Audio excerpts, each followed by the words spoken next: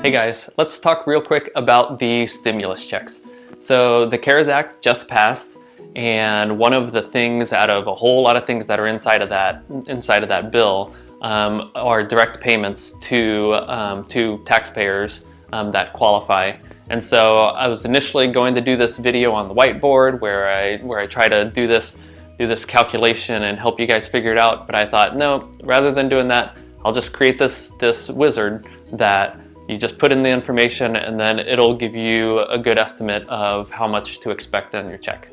So first, what is this really? So this is actually a 2020 tax rebate, but they're wanting to get the money to us as quickly as possible. And since they don't have 2020 information, then they're going to look back at the most recent information that they do have. So if you've already filed your 2019 tax return, then they're going to use that information, and otherwise they're going to look back to your 2018 return. So what's the information that it's taken into account? So basically it's your filing status, so whether you're married, finally, jointly, or single, things like that.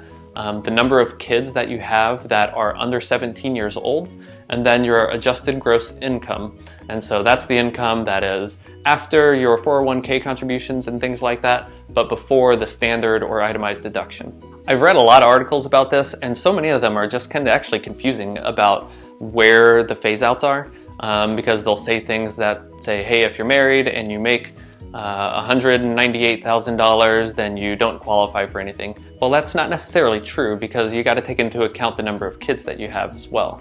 And then finally, what's actually going to happen is whenever you file your 2020 return, they're going to use that information and kind of do this truing up process. So it's possible that if you're actually going to be making less in 2020, then along with, you might get part of a rebate now, and then whenever you file your 2020 taxes, that you'll actually get another credit with that.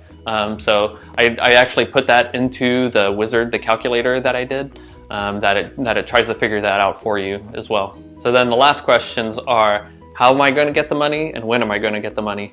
Well, the how is if in your 2019 or 2018 return, if you use direct deposit, then they would use the information that's on that return.